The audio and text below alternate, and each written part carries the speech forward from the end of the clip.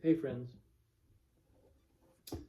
Um, so I had another conversation today. I say another because in my post yesterday I spoke about a conversation that I had yesterday, and and I talked a little bit yesterday about the the idea of leadership and an impulse that I feel in sometimes in certain situations, and which really I talked a little bit about the impulse towards leadership as a thing in and of itself. In other words, I have for a good portion of my life always kind of considered leadership and the capacity for leadership and even the desire or the urge towards leadership as being something that's almost entirely context dependent. In other words, in a situation, a person has a skill set, a person is qualified to lead, and therefore they do, or they should. And I had not so much in my life up to now taken that much account of the impulse towards leadership. And I might actually want to relabel that term, or at least relabel this impulse, because I'm not, I mean, it is leadership. There's not, that's the right word. But there's something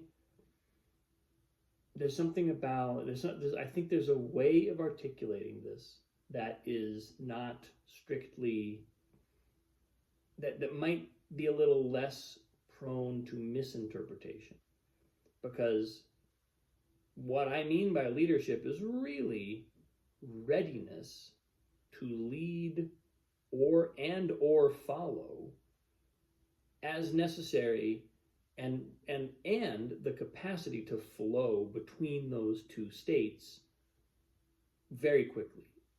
And and and and I really sort of consider one measure of good leadership to be one's ability to shift from one side of that to the other quickly, smoothly, and be in response to the needs of the circumstances, in response to the needs of the moment. That's I'm probably saying this out loud for the first time, but that's to me one of the hallmark principles, or one of the hallmark capacities of good leaders and good leadership. So anyway, I talked a little bit about this yesterday, and I talked about how I'm acknowledging the impulse towards leadership as a thing in and of itself. Again, not just something that arises out of an individual and between an individual and a context, which of course that's always how it manifests. But there's actually something in me that I've felt that is incredibly satisfied, and that is expressed when I come upon circumstances, and it doesn't really matter what the context is. The circumstances themselves don't matter so much. It's the impulse in me to perform a certain kind of service and to be, but it's performing a service, but it's also giving myself expression in a way that is deeply satisfying. So I have to kind of acknowledge that it's both a service to others, and it's also a service to myself. So anyway, back to where I kind of started this post today. This morning I had another conversation, and again, a lot of kind of similar ideas came through for me. It was in a lot of ways a sort of similar experience, in that there was some just we sort of started a conversation from not from nothing, but from really not knowing what we were gonna each say. Many of us, at least most people on the call, were meeting me for the first time. Some people had met each other already, but we had another spectacular conversation, real energy, real resonance, and what I noticed, in some ways it was in alignment with yesterday, but it was a slightly different character, was that today's call, there was a moment before the call, or at the beginning of it, when it was almost like people were waiting to see where they were being led. And it kind of fell to me to take that first step and to bring us forward into the conversation with some momentum. And I managed that, and then almost immediately it took on this life of its own, where, kind of like I was describing a minute ago, it felt like everybody was ready to lead, everybody was ready to follow, very, very quickly, very dynamically, and very sensitively. So I found that just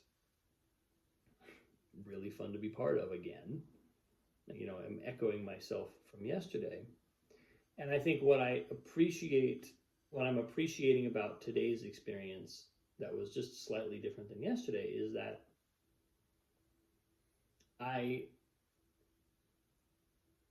in some ways, I was more on the spot to claim the sort of mantle of leadership right at the top of things. I kind of had to go first. And that was something that I noticed. I observed it. I was ready for it. And but it was one of those moments where, there's a certain amount. This is the thing about leadership, and I think this is probably true. Well, it's especially true of a kind of dynamic leadership and a kind of collaborative leadership, where we know we want to be ready to lead, and we know that that's something that's necessary. But we also know that it's incredibly important to be extremely sensitive and to be listening to everybody, to be absorbing all the kind of energy and feedback we're getting from the people we're in the process with. So we can't just default to a kind of leadership mode, a single leadership mode. It's not something that we can just, we're going to do this and we strike the course and we go, and then everybody just follows. It's not that simple. And so, and as a result of the fact that we want to engage in sensitive and to some degree dynamically shifting leadership, that makes it almost require more courage, because we don't just like take the baton and go.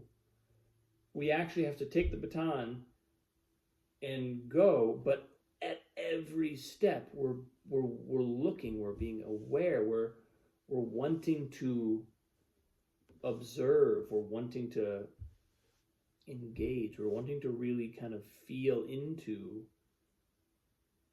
the nature of the group, the individuals in the group, and so there's just a kind of a sensitivity to the process that I really enjoy.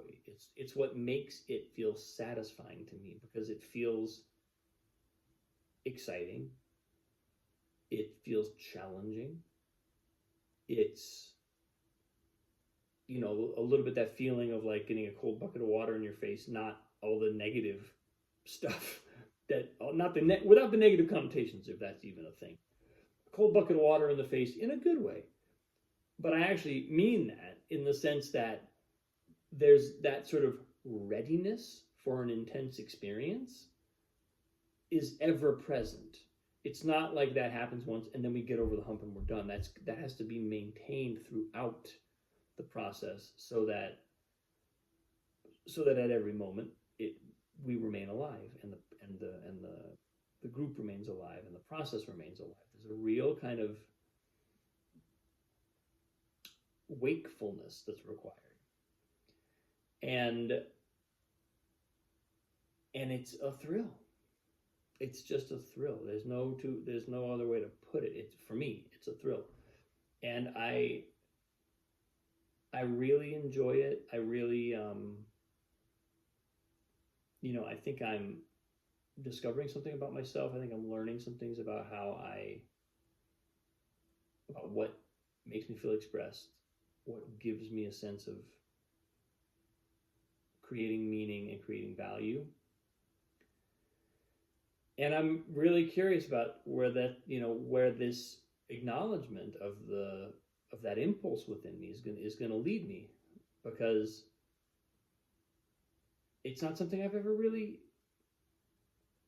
taken that seriously before. I've understood it for a while now, maybe a couple of years. I've kind of had a sense of like, oh, this is how I work. Like I've noticed it in myself, but I've really only started articulating it with any kind of clarity over the past 6 months, even maybe a year. So maybe like a year and a half, maybe a little longer. Maybe I'm compressing in my mind the experiences, but not that long. And so I'm on the lookout now for like, okay, what's this? Is this, maybe it's just something I observe and becomes a deeper understanding of who I am and how I work. But I get the sense it's something that by acknowledging it and by putting some attention on it, and by not just acknowledging that it exists, but acknowledging that that it generates really satisfying experiences for me, that I might be inviting a chapter of my life in which that's really front and center of what I do. So